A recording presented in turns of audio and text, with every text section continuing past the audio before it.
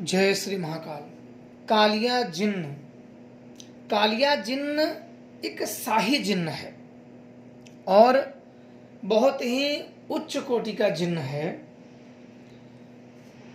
जो इनसे संपर्क साध लेता है। उनका ये हर एक कामों में मदद करता है। इससे अच्छे ही कार्य लिए जाएं तो ये शक्तियां कभी भी नष्ट नहीं होती है, कभी छोड़ के नहीं जाती हैं। गुरुजनों की सेवा और साधु संतों की सेवा अगर हमेशा किया जाए, किसी का मन ना दुखाया जाए, तो ये शक्तियों से सदैव बड़े अच्छे लाभ देखने को मिलते हैं। शत्रु हुआ, भूत प्रेत हुआ, कार्य सिद्धि हुआ, मार्गदर्शन हुआ, बात करना हुआ, कहीं की जानकारी लाना हुआ, बड़ी से बड़ी प्रेत बाधा को हटाना हुआ, शैतानी हरकतों को हटाना हुआ, या बड़े से बड़े मुसीबतों में आपकी मदद करता है। कभी भी अगर मुसीबत में फंस जाते हो और इनका आवाहन किया जाए और बोला जाए कि आप मुझे इस मुसीबत से निकालिए, मैं आपको पूजा दूंगी या दूंगा, तो ये आपको उस मुसीबत से आपको यह निकाल देता है, पर बदले में आपको पूजा देना अनिवार्य हो जाता है। तो कालिया जिन्न कई से काम लिए गए हैं और हर एक काम सराहनीय होते हैं। और रही बात संपर्क साधने की, तो इनसे क्या होता है, इनसे जुड़ना परम आवश्यक होता है।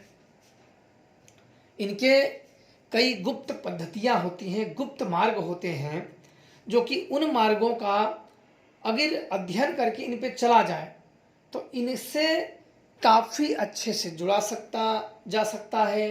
इनके बात किया जा सकता है, किसी की जानकारी मंगाई जा सकती है, पर उन मार्गों का थोड़ा सा कठिन होता है, थोड़ा सा समय लगते हैं, पर उसको साधा जाता है।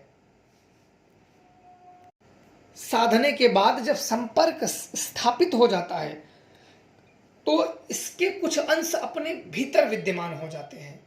जब कोई शक्ति, कोई भी व्यक्ति, सिद्ध साधक अपने उस अंदर भीतर जो अंश है उसको याद करता है और यह अपने भीतर का जो अंश है वो बाहर वाली शक्तियों से जोड़ देता है।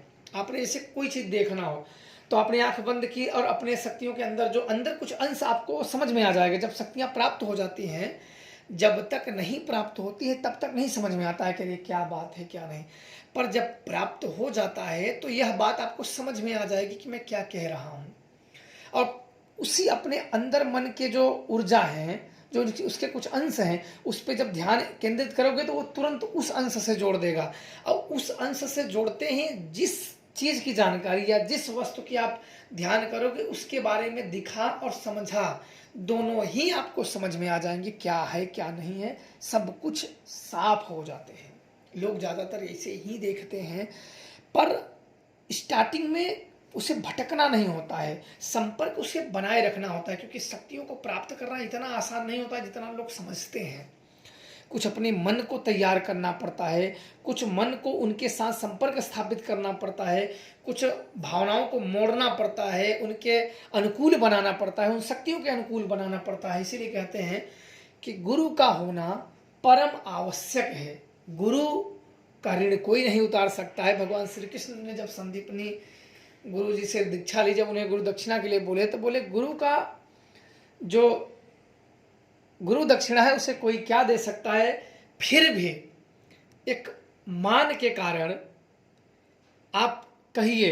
तब उनकी गुरु माता ने कहा था कि अगर आप दे सको तो हमारे पुत्र को। तो वही बात हुई। तो गुरु के शब्दों को सदैव समझो और स्थापित, जब तक वो नहीं सीखोगे तब तक कहीं भी भटक लो, दुनिया के कहीं भी कोने में चले जाओ, कोई भी आपको शक्तियां नहीं दिलवा सकता है, क्योंकि अपने ही अंतर मन से उन्हें जुड़ना पड़ता है। बाहर के मन से हमारे अंदर से कोई लेना देना नहीं है। हमें वो चीज़ सीखनी पड़ती है, वो चीज़ जाननी पड़ती है कि हमें इनसे संपर्क कैसे स्थापित हो जाता है, हमारे मन को उसके साथ कैसे जोड़ा जाता है। क्यों?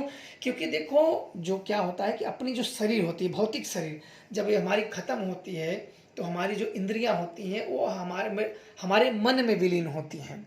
और ये सदैव जो आत्माएं होती हैं शरीर के लिए सदैव लालायित रहती हैं, ये प्राप्त करना चाहती है। आपने देखा होगा कि बड़ा जल्दी भूतों को, औरतों को बड़ा जल्दी आकर्षित हो जाती हैं, पकड़ लेती हैं। तो मन जिनका, औरतों का थोड़ा सा माता वाला हृदय होता है, तो इन पर थोड़ा सा ज़्यादा हावी हो जाती हैं।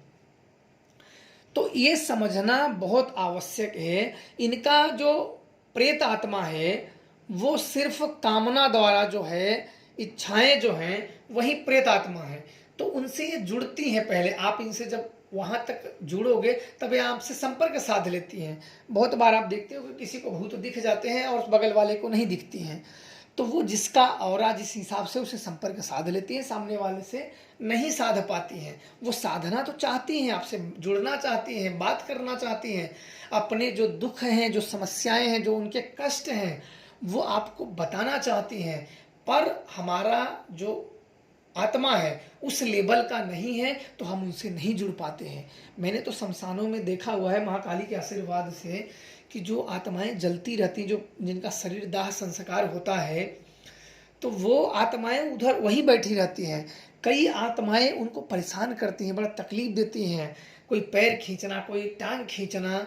कभी इन चीज़ों को प्राप्त करके देखो, ऐसे तो ये बड़ा अटपटा लगता है, लेकिन खुद अगर इनको प्राप्त करके अगर खुद से देखा जाए तभी ये चीज़ समझ में आते हैं कि क्या हकीकत है। बड़ा देख के बड़ा वो ग्लानि होती है कि ये क्या हो रहा है। तो ऐसे अगर हम मरे या कोई भी मरे तो उसके साथ होता होगा, क्योंकि अगल के या बगल के आपके रिश्तेदार या पास पड़ोस कोई आपकी चीज़ों को सुन ही नहीं पाएगा, समझ भी नहीं पाएगा, क्योंकि कुछ स्तर होते हैं, जैसे एक आत्मा का स्तर बहुत ऊंचा है, एक आत्मा का बहुत नीचा है, तो दोनों का मेल कहाँ। तो इसी कारण से संपर्क स्थापित नहीं हो पाता है। यदि आप योग बल द्वारा अगर आप इनको वहाँ तक ले जाते हो तो आप बिल्कुल इनसे संपर्क स्थापित कर सकते हो, इनको देख सकते हो कुछ समय के लिए, इनकी बातें सुन सकते हो, या आपके अंतर मन में भी बातें कर सकती है। सब इनके जो गूढ़ रहस्य हैं, जो इनके बात हैं, आप उन्हें सुन सकते हो, अंतर मन से समझ सकते हो। तो उसके लिए वो करना पड़ता है। यही होता है कालिया जिन्न। कालिया जिन्न से अगर कई चरण होते हैं और कई इसकी गुप्त पद्धतियाँ होती हैं, जो कि कई वर्ष लग जाते हैं इनको पूरी तरीके से साधने में। और अगर इन्हें कोई साध लेता है तो वो अच्छा खासा एक तरीके का सिद्ध ही बन जाता है, क्योंकि जब वो कई विकल्प के साथ वो जब आगे बढ़ता है तो ये शक्तियाँ अपने पूरी ताकत से जागती हैं, और जब पूरी ताकत से जागती हैं तो उसके सारे अधूरी इच्छाओं की पूर्ति करने के लिए वो सबसे पहले वो दौड़ती हैं। और इन शक्तियों से चाहे भूत प्रेत बाधा हो, कार्य सिद्धि हो, शत्रु बाधा हो, सब कार्यों को अंजाम दिया जा सकता है।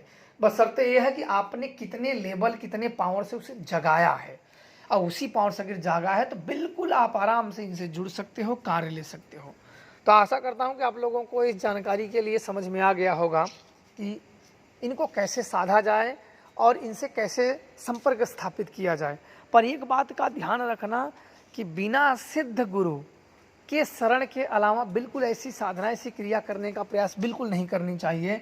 अन्यथा क्या होते हैं ना कि अच्छे काम बड़ा धीरे होते हैं और बुरे काम बहुत जल्दी हो जाते हैं। अच्छे कामों में समय लगता है और बुरा होने में थोड़ा भी देर नहीं लगता है। इसलिए सावधानी से ही कार्य करें। जो इन चीज़ों का जानकार हो उन्हीं से करें, क्योंकि जिंदगियां बिगड़ते देर नहीं लगती हैं। अच्छा होने में समय लगता है और बिगड़ने में थोड़ा भी समय नहीं लगता है। इसलिए हर काम सावधानी पूर्वक और सोच समझ के करें, क्योंकि अदृश्य जो संसार है यहाँ पग पग पे कांटे हैं, पग पग पे धोखे हैं। तो इसलिए बड़ा सोच समझ के, सोच विचार के आगे बढ़ें और किसी योग्य गुरु के मार्गदर्शन से ही आगे बढ़ें, और कोशिश करें कि अपने घर में ही इनका एक स्थान दें और वहीं पूजा करें, ताकि इनको स्थान पे वो जल्दी एक बार अगर वहाँ आ जाती हैं तो फिर छूटने का चांस नहीं रहता है। तो ऐसी जगह पे करें और खुश रहें। जय श्री महाकाल।